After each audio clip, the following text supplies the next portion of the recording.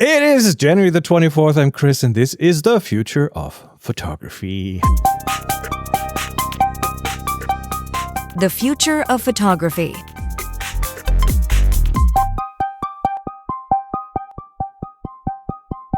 Hello, Adrian.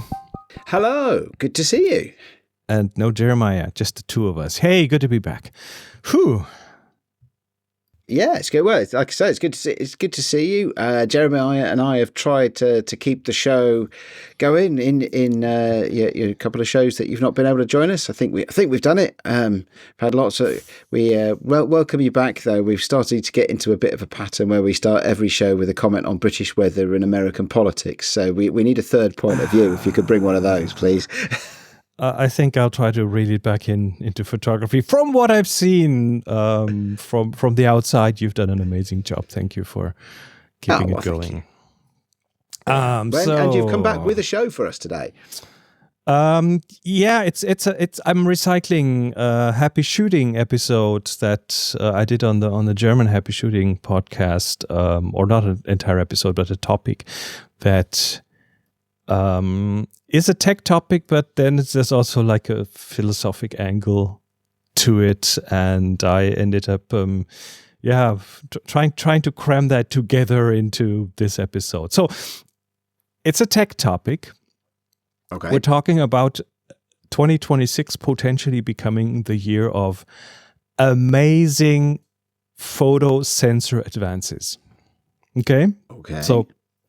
So there's a technology called LOFIC, LOFIC. It's called, what is it called? Lateral Overflow something Integration Capacitor. So okay, just stay with me for a minute here. So it's been named by the engineering department, not the marketing department. Then. Well, the marketing department made it into LOFIC, short LOFIC. Okay. So anyway, not their best work in marketing then. Not really. So just imagine a pixel as a bucket, and you can do that. You pour photons in that bucket, and they turn into electrons, and then the bucket is a photodiode, and when it's full. The pixel is at its overexposure limit, can't be more than full, it's white, okay? So the problem with smartphones is they have very, very tiny pixels compared to your mirrorless full frame or medium format camera. So the problem that smartphones have is that they have not a lot of dynamic range. They cannot really distinguish between a little light and a lot of light as good as the bigger sensors can.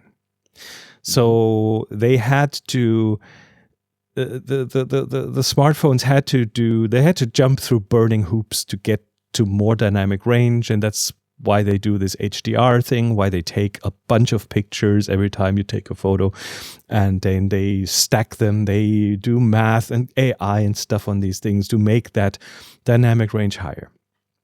But what if we had a technology where you could take a pixel that small and still get a high dynamic range out of it with a single shot? So this is where this long acronym comes in. So what they have long time ago, 10, 15 years ago, they started to put little capacitors next to the pixels on your sensor, and the capacitor would take up the overflow. When you overexpose, that goes into this capacitor, and it used to be something to just avoid artifacts that come of that. Like old sensors used to have a bloom problem, lots of overexposure, and that would spill over into neighboring pixels, so you'd had little halos around overexposed areas. Right, and then a capacitor being a thing that stores electrical charge. Exactly. Could act like a sponge and stop the overflow. That's a very good thing. A sponge is not a bad idea. But now just imagine, we're going back to that rain in a bucket metaphor. Just imagine you could weigh that sponge after you made an exposure. Right, and see how much was in it. How much was in it? How much additional electrons were there? How much overflow was coming in. So, and they can now do this. They can take a small pixel, and everything that spills over because it's overexposed goes into that capacitor, and then you measure it, and then you do some math, and then you have an exposure. You have a small pixel that can carry a lot more, or that can measure a lot more light than the small pixel alone. Yes, because you almost got two buckets in the same location, haven't you? Because sort of.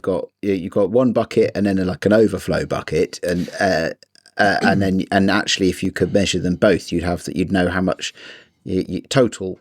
Yeah. Water, or how many photons you'd collected. You're creating some sort of a bigger pixel this way, where there's not as much space for a pixel. The big problem used to be, or it's a fact, if you want to put more stuff on a sensor, you limit the space that you can have for light collection, right? You put more stuff on it, you need to shrink the pixels, and then that's not good. You want them as big as possible, and that's why we now have these so-called backside illuminated sensors. So they just flip the whole thing around and shine the light onto the back of the pixels. They make them very thin at that point, so the light can get through. And this way you can have more electronics, and it won't be as much in the way of light collection. Mm-hmm. And still not enough to make these newer LOFIC sensors, because that needs a lot of electronics. And a few years ago, we started to see so-called stacked sensors. So that is this backside illuminated sensor, but then on the other side, it's not just the electronics on that layer, but there's another layer on it. They're deeper, so you can put more electronics onto the sensor without stepping on the capability to collect light. I remember a couple of years ago, Apple did something that was about deeper pixels. It generated some internet memes that people were a bit skeptical, let's say. I'm not sure. I don't think that's the same thing, but it might go in the same direction. But Apple has, of course, done a lot for smartphone photography. They certainly have, yeah. Are arguably the biggest camera manufacturer in the world, and now, but Sony were the ones that they outsource the camera modules to. I think that's who makes the Apple camera modules. Is it Samsung or somebody else? I don't know. Was it Sony? I forget. I don't know, but they have their fingers deep in the development and everything for sure. Do. Yeah. So, but Sony, I think, were the ones who, I don't know, maybe 5 years ago or 5 to 10 years ago, they started stacking things and adding more electronics onto the sensors. And we're talking this kind of thing, like the additional capacitors to collect that overflow. We're also talking about just computation. If you look at Sony's global shutter sensor, that is pretty much an additional layer of the exact same amount of pixels behind the actual pixels, so you can empty those buckets into a second layer, while the first layer then collects more light, and the second layer takes care of funneling them out to your memory card. So that's how a global shutter works, by just dumping all the pixels out at the same time into secondary pixels. And, I did not know that. but back to LOFIC. This is an incredible development, because what that technology is supposed to be able to do is give us 20 stops of dynamic range for the pixels on a smartphone sensor. That's a lot. Yeah, like way more than a human eye can see. So absolutely, the bigger cameras, the bigger sensors, they do, I don't know, 16 stops, maybe 17 in the lab, but that's really under very special conditions, very controlled conditions. These ones are supposed to do that, and not just that, they're also supposed to, because now the pixel size isn't really a big factor anymore, or not as an important factor anymore, because you have the stuff behind it that collects collects the charge. Yep, we're talking 200 megapixel sensors that have 20 stops of dynamic range.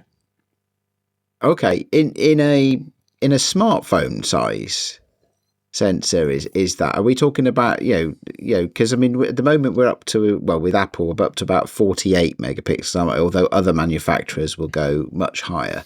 But I don't know whether that's digitally generated or whether it's actually sensors on the chip. Yeah, and they have to sometimes bin them together, like 4 of them go into become 1 pixel. Yeah. So you can, for the dynamic range and everything. So now the fact is there are 3 companies that we know of that make these kind of things. One is called SmartLens, one's called OmniVision. They are working all on 200 megapixel sensors with at least 16 stops of dynamic range. Sony has a series of, they call them Lytia, Lytia sensors that I think are already available. 50 megapixels, 16 stops, mostly used in industrial settings. Right. Or I think they also go into some cars. Just imagine you want a self-driving car that drives against the sun. You need a whole lot of dynamic range to make that work well. So you do, or lots of different conditions. I mean, for folks that don't drive cars that have lots of cameras, I mean, in my car, it's quite frequent that I get a message that says, "Oh, such and such a camera can't see at the moment." Yeah. Right. Whether the one in one of the door pillars can't see because the sun is shining on it, or it's iced over on a winter morning and things like that. So yeah, the more you can, the more data you can capture, the safer you'll be. Right. I guess. Right. So the rumor mills have been very active, and from several sides, we now hear that these types of new sensors will be in flagship phones in 2026. There are leaks about the Xiaomi 17 Ultra that has that's supposed to be to get a 1-inch LOFIC sensor. One by a 1-inch sensor, okay. One by OmniVision, and a 200 megapixel capable periscope optic. So right, like an optical periscope for longer focal length for telephoto. There's a rumor about the Oppo Find X9 Ultra that is supposed to have multiple 200 megapixel sensors on board. So not just one of those. No, we'll put 2 or 3 in it. And the fact is, mid-2025, Apple got a patent for a sensor with 20 f-stops. Now, okay. I normally don't jump at patents because patents usually don't say anything other than we're putting dibs on this, so you can't make the same thing. But this really links in with all these developments. So the rumor is Apple is working on LOFIC sensors. They have this 20-stop stacked sensor patent. So yeah, we're looking at 4 manufacturers now. These OmniVision and SmartLens and Sony and Apple. So there's a really strong case for 2026 to get some major dynamic range and megapixel advances in phones. And we all know that is exactly what has held back smartphone photography, right? Right? Has it? I'm not sure. I kind of liked my iPhone 6 for photography. That was quite good. I'm on a 13 mini at the moment, or still, I suppose you could say. It's been a bit more than a moment, seeing as we've gone from 13 to 17. Apple still haven't released a phone that I want to replace my 13 mini with. And I remember I had a 12 before that. I remember being disappointed in the 12. The 13 improved it slightly. I understand the modern ones are much more natural looking now than they were about 4 or 5 years ago, because 4 or 5 years ago they had these very, very advanced processing pipelines, but you got a very plasticky looking image out of them. I understand that with the modern phone sensors you can do far better now to get a more naturalistic look, which is great. Especially if you bypass the pipeline by using an app that doesn't really dig into that. I'm thinking Halide, zero process kind of things. Halide, there's some of those ones that allow you to bypass bits of the pipeline or turn down bits. But of the maybe pipeline that's just old farts talking about what they were used to from their youth of photography. You know, maybe. I don't think so. In the sense that, although there is one bit that I'm less keen on this, which is that I'm not a fan of HDR screens. I don't mean the HDR, the thing that we called HDR 10, 15 years ago that was actually about smashing together the dynamic range so that only had about 4 stops across a whole image. But the actual high dynamic range screens you can get, that a lot of us have in phones now, and I think and you can get them in televisions now, I think. But when it suddenly just goes to that really, really bright bit, and you go, I'm being attacked by my screen, and then you scroll on to the next thing, which isn't HDR, and it goes back to normal again. And I think HDR screens are one of the best things that have ever happened to phones, to be honest. No, well, it's we shouldn't be judgmental, right? We shouldn't be judgmental. No, of course not. Everybody has a different point of view. But for me personally, that bit where you suddenly see a high your screen suddenly brightens to many thousands of nits and shows you all sorts of things at the bright end of a photo that just blast your vision away. I feel like but it's like in the real world. Eyeballs. You look up in the sky at the sun, and it burns your retina. You know, don't do that then. Then yeah.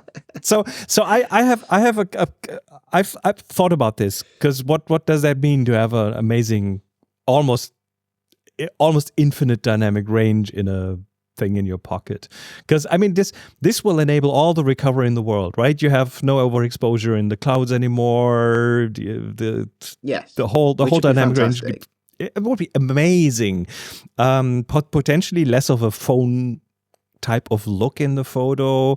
Definitely much fewer artifacts from stacking, because a single shot HDR as opposed to like a 10 shot HDR. And then the more megapixels will give you so much more freedom to crop and just put that whole framing business somewhere. Move it to later. Delay it a bit. And what? Because I think if we couple that with, I've seen things on the internet that suggest that the next generation or so of phones are going to have apertures that can change as well. So you'll be able to stop down the lens in your phone, which actually, that might be interesting as well. That brings me to the more of the technical limits argument, because I've looked at that. We're still talking about small sensors. They're still tiny compared to a full frame sensor, and so this new dynamic range and many megapixels will not help you with like background separation. There's still going to be the portrait mode that artificially creates that, because a proper big sensor will do that just by itself. You won't need any. Well, it's not the sensor that does it, is it? It's the focal length. It's the lens that does it. It's the focal length that you show. So you're shooting genuinely at a 35 or a 50 or 70 instead of a 1.5 millimeters that's pretending to be a 35 or whatever. Because of the size of the sensor. And the other tech limitation is that because of that lack of separation with smaller sensors, because you're shooting at a very small focal length, it means that the aperture will not really give you much control over depth of field. Probably more over brightness. No, but what would it allow you to do? I was thinking if your sensor was more sensitive, you could maybe, because the thing you're going to end up with is how on earth do you show slower shutter speeds? I mean, a more sensitivity at night is going to be good. You could just collect. That does not do this. No. We're talking about additional stops at the top end, at the bright side. Of course, yes. These sorry, my sensors mistake. will not see more light in the dark unless you bump up the ISO, unless you expose longer.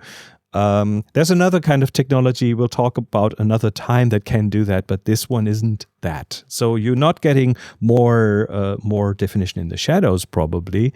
You're getting less overexposure.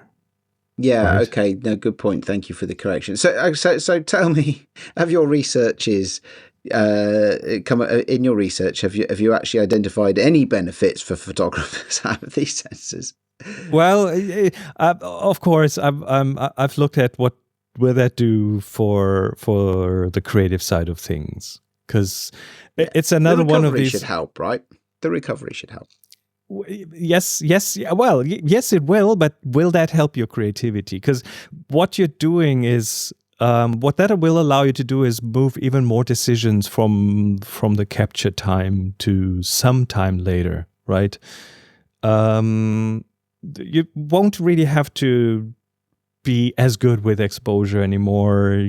Things you'll just point and shoot and then later take care, or have someone or something else take care of the edit of the making it look nice. And I see a danger. I see a danger there. Always see a danger there.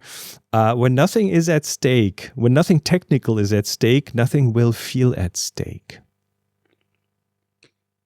And when nothing feels at stake, you won't have as much of a need to sharpen your senses, to sharpen your attention, to be more in the moment when you take the photo, as opposed to fix it in post. It will lead to more of a fix it in post attitude, which I personally, just from how I was brought up in photography, not that much of a fan of.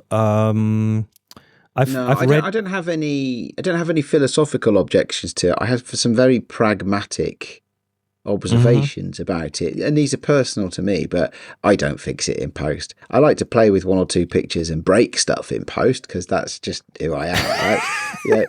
I like that. Creative. That I don't correct in post. I add in post, right? If that makes sense. So, it's more of a that's where I will apply some of the just the fun stuff that I like to do to occasional pictures. But the act of capture for me is the fun bit. It rather than doing corrective editing. So I think that for me, I like to push as much of that decision making forward in the workflow as possible to the point of capture. So do I want this? And I was saying to Jeremiah just a show or two ago, when we were talking about the personalization of our tools, one of the things I really love about an electronic viewfinder is that it helps you push that forward, right? Because you can say, okay, and it's just something as simple as using your exposure compensation dial to really dial in the level of exposure you want, which then allows you to create a JPEG that, as long as you're not going to take stuff on for massive detail processing, is actually far closer to the end result you're looking for. And therefore, you've captured that, and yes, it's baked in, and yes, you've thrown data away, but it does mean you have to do a lot less work on the computer afterwards, right? If you can make that JPEG more usable. So it's an interesting one. I think it's different people like different things, right? Certainly. And I'm not saying one or the other is better. What I'm saying is, it's a different art form. It's a different medium. If you have all the possibilities and can move a lot of the decisions later. I read not too long ago, friction is where style forms. Oh, I like that. So if your highlights clip, you learn to watch the light. If your shadows are always blocked up, you learn to place things differently in a photo. If everything is recoverable, your attention moves from that one. I'm quoting here. Don't know whom I'm quoting, but If everything is recoverable, your attention moves from seeing to salvaging.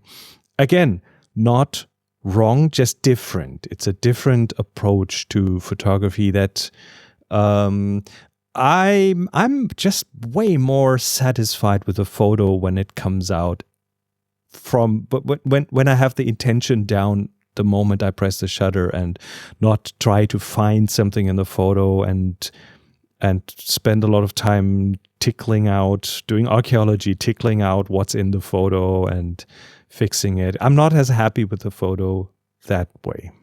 Archaeology is a good word. It's one of the things that makes finding a still frame out of a video you've shot so hard, right? It's we'd say, okay, and forget things about motion blur and stuff like that. All other things that being identical, do you really want to shoot through, to have to sort through, 120 frames because you've shot 2 seconds of video to try and capture that still you wanted? Just look at these high-speed videos, the slow-mo guys on YouTube.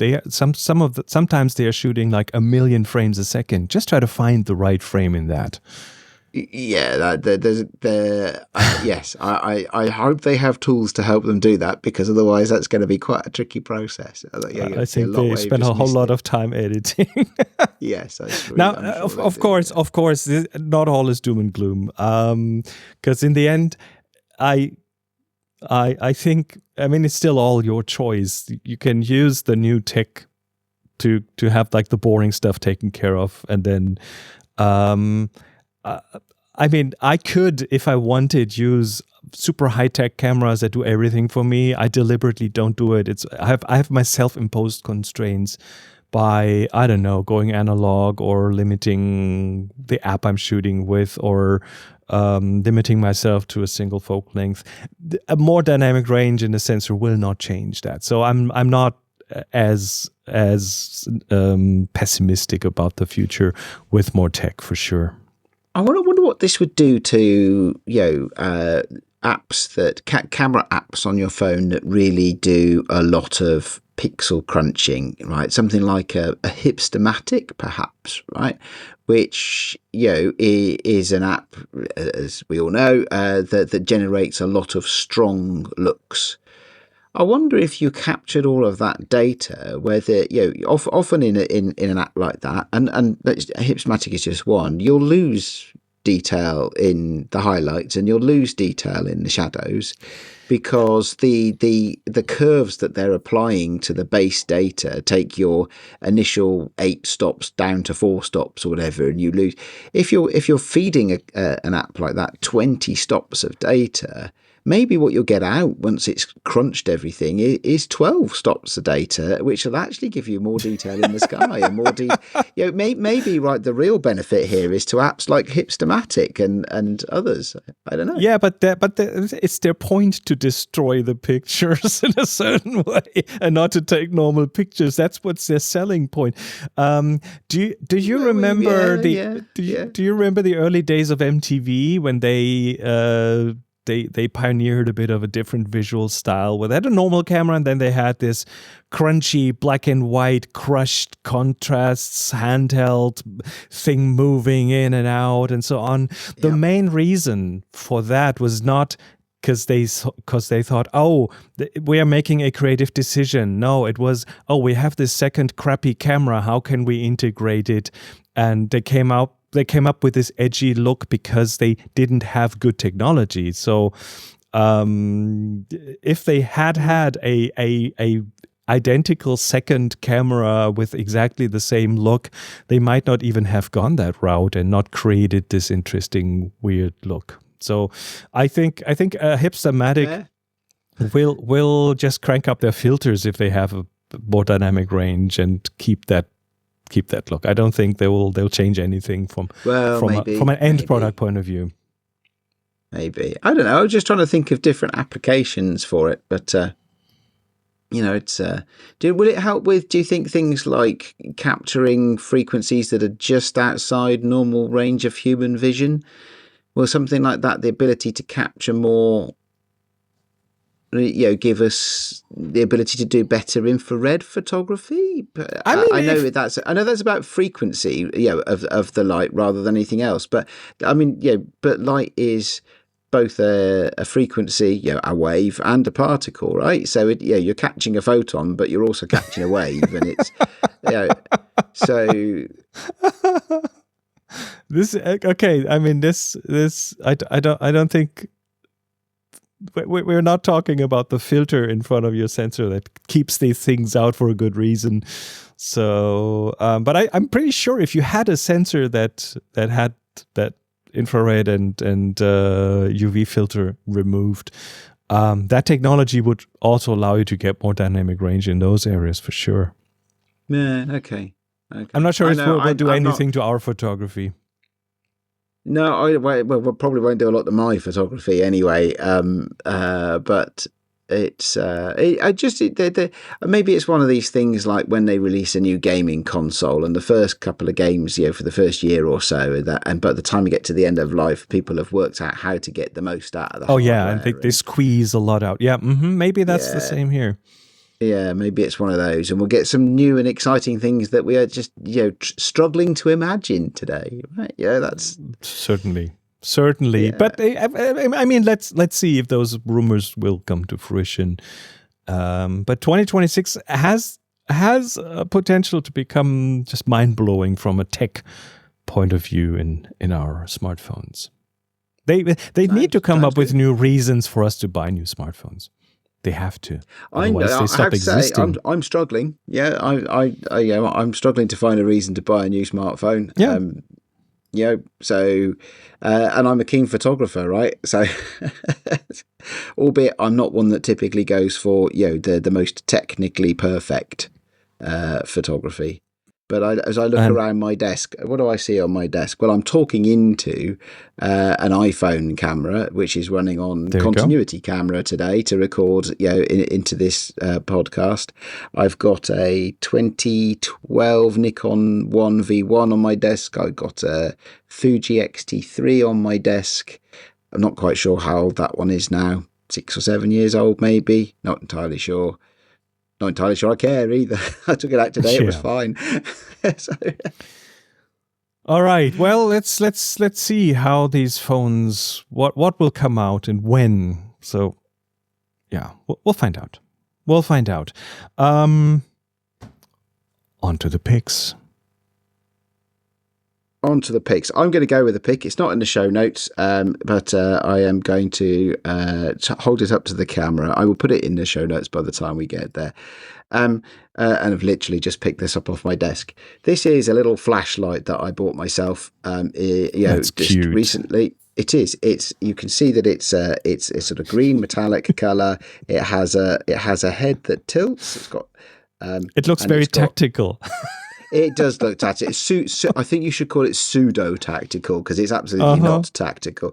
It's got a little clip on it, so you can put it on your hat, especially when you go walking the dog at night, as I do.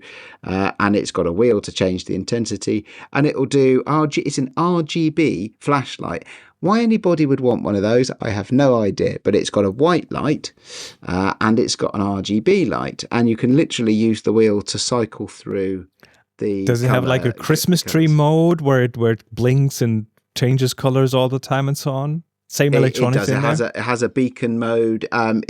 Somebody's thought about color matching because it has a sort of 2-color bleeping beacon mode where it'll pick colors from opposite sides of the color wheel. So somebody's put a lot of thought into this.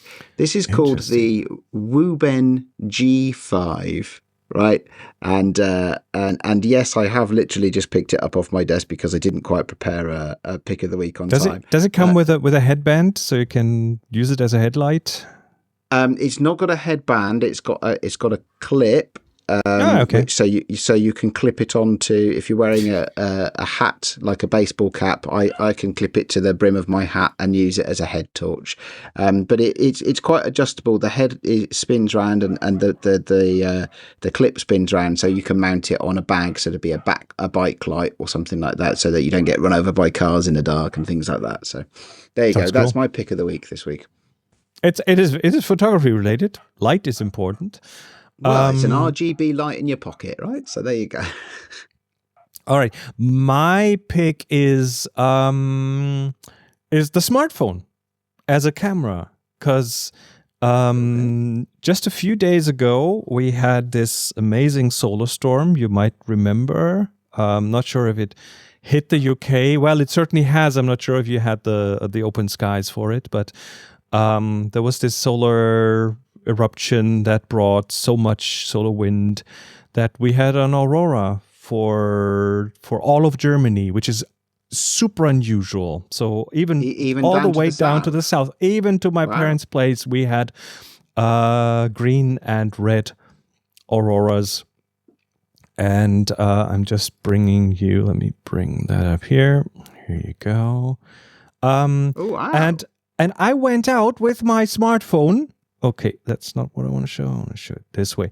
I went out with my smartphone, which is an iPhone 16 Pro, and it's night mode, and I managed to take pictures of the aurora in the sky. It wasn't quite as bright with my eyes. I could see it, but it wasn't quite as bright, and the phone just brought it out so beautiful, so unusual, and without me, I was on my way to bed at that point, and without me just like, okay, let me throw on a jacket and put on my Crocs and go outside, and oh my God, what's happening? And just the fact that, I don't know, 10 years ago, you could never take a picture, not even of a night sky with stars, let alone an aurora, a faint aurora or something in the sky with a smartphone. It was not possible. And now, I can't show it here because the browser won't show it, but I even shot a bit of video with my phone, with the regular built-in, the normal lens, the good lens, or the good sensor, or the best of the three. And it was completely usable. Real-time video of a faint aurora, and it was completely usable. So that's my pick. Is the smartphones and their technical capabilities. Now imagine that plus another, 10 stops of dynamic range, and dude, we're in for a wild ride for sure. See, all right, you couldn't possibly have captured. Yeah, excellent, good stuff. Yeah, still mind blown. Still, wow. Okay, so I guess that was it for this week, and some of us or all of us, I have no idea right now. We'll be back pretty soon with more. Until then, everyone, take care. And bye-bye. All right. You've been listening to The Future of Photography. Join the discussion on our Discord, find the show notes and all episodes at thefutureofphotography.com, and subscribe wherever you listen to audio.